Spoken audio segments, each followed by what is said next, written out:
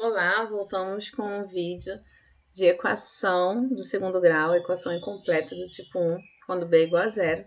No vídeo anterior, eu resolvi essas três equações aqui, e agora nós vamos continuar com as três últimas. Trazer para cá, ó, 7x ao quadrado menos 7 igual a zero. Para relembrar, vou fazer utilizando a fórmula e isolando o x, tá? Então, para a fórmula, a gente tem essa fórmula aqui, olha, mais ou menos, raiz quadrada de menos c sobre a. Significa que eu tenho que classificar, definir quais são os coeficientes aqui, né? Então, eu tenho que o coeficiente a é o que acompanha o x ao quadrado, é o 7. O b aqui é zero, que seria o que acompanharia o x, que não aparece. E o c é o menos 7. Então, utilizando a fórmula, a gente vai substituir aqui, ó. Não esquecendo do menos, que já pertence à fórmula. O C é menos 7. E o A é 7, positivo, né? Então, vou fazer aqui embaixo, para a gente fazer a conta do outro lado e vocês compararem. Aqui, eu tenho menos com menos, dá mais. Então, eu fico com 7 dividido por 7. E 7 dividido por 7 dá 1. Então, raiz quadrada de 1, que é igual a 1. Tenho aqui, então, 2x. Eu tenho x1 igual a menos 1 e x2 igual a 1. Significa que se eu substituir esses dois valores aqui, ó, no lugar do x, isso aqui vai ser igual a zero, tá? A gente vai validar essa igualdade. Segunda maneira de fazer é isolando o x aqui na equação. 7x ao quadrado menos 7 igual a zero. Então, para isolar o x, eu vou passar o 7 que está subtraindo para o outro lado. Então, se ele está subtraindo, passa para lá somando. Fico com 7x ao quadrado igual a 7. Esse 7 que está multiplicando passa para lá dividindo. Então, eu fico com 7 dividido por 7. 7 dividido por 7 é 1.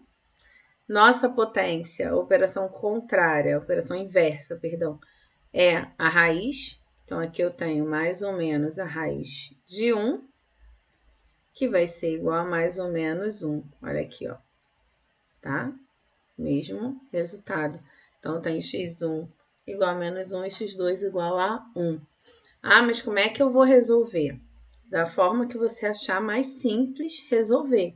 Como eu falei no vídeo anterior, você pode usar até Bhaskara para resolver, porque a Bhaskara você encontra as raízes de qualquer equação de segundo grau, desde que elas existam no conjunto dos números reais. Né? Esse vídeo está sendo feito para o primeiro ano. Então, você pode usar até Bhaskara. O importante é que vocês encontrem a solução, tá? Vamos apagar aqui para a gente fazer a próxima. Vamos fazer essa aqui, olha. 5x ao quadrado menos 15 igual a zero. Vou fazer agora isolando o x, tá? Porque, como eu falei, a fórmula é só vocês olharem o coeficiente e substituir. Vou passar o 15 para o outro lado, tá subtraindo, passa para o outro lado somando, fica 15. 5 tá multiplicando, passa para o outro lado dividindo 15. X ao quadrado vai ser igual a 3. X vai ser igual a mais ou menos a raiz quadrada de 3. Por que eu fiz questão de colocar uma questão dessa? Porque nem sempre nós vamos ter números inteiros bonitinhos ou um número decimal finito. Né? Às vezes a nossa raiz vai ser igual, tá aqui, uma raiz quadrada. Raiz quadrada de 3 menos raiz quadrada de 3. E como isso é possível? Bom, vou colocar aqui para a gente substituir, para ver se realmente isso aqui vai tornar a nossa equação, a nossa igualdade verdadeira. O que eu tenho que fazer? No lugar do x, eu tenho que colocar as raízes, né? Então, vou colocar aqui, ó, 5 vezes, vou fazer primeiro com a raiz de 3. Raiz de 3 ao quadrado, menos 15, igual a zero. Tá? Vou resolver a minha potência. Então, eu tenho 5 vezes Aqui na potência, quando eu tenho aqui raiz quadrada elevada ao quadrado, a gente pode simplificar. Por quê? Porque raiz quadrada é a mesma coisa que 1 sobre 2 no expoente. É como se eu tivesse 3 elevado a 1 sobre 2 elevado a 2. Quando a gente tem essa situação, por propriedade de potência, a gente multiplica aqui, olha. E eu fico com 2 sobre 2. De 2 sobre 2 dá 1. Então, eu fico com 3, tá? Então, só para vocês entenderem por que a gente simplifica, por que vira 3 aqui. Né? Na verdade, a gente fez tudo isso aqui, ó, toda essa propriedade de potência. Menos 15 igual a 0. Olha só, 5 vezes 3, 15. E 15 menos 15, 0. Realmente é a raiz dessa função. Vai ser a mesma coisa quando for menos raiz de 3, né? Porque aqui vai ser menos. Deixa eu até colocar aqui de vermelho, que é exatamente a mesma conta, só que aqui vai ser menos raiz de 3. Vamos fazer a mesma coisa, simplificar a raiz, e nós vamos ter o 3. Tá? Porque quando a gente... Aí aqui é como se a gente tivesse menos 1 vezes o 3, tá? Só para vocês entenderem. Isso aqui é elevado ao quadrado, tá? Raiz de 3. Deixa eu fazer devagarinho para vocês entenderem o que acontece. Vamos lá. Quando a gente tem negativo, eu vou fazer de vermelho. Quando a gente tem isso aqui, olha, menos raiz de 3 ao quadrado, é como se a gente tivesse menos 1 vezes a raiz de 3 ao quadrado, tá? Aqui a gente simplifica, igual eu já expliquei aqui. E menos 1 elevado ao quadrado fica 1 positivo. Por isso, a gente vai ter o 3, tá? Só para vocês saberem o que acontece. Vamos para o último. 5x ao quadrado mais 20 igual a 0.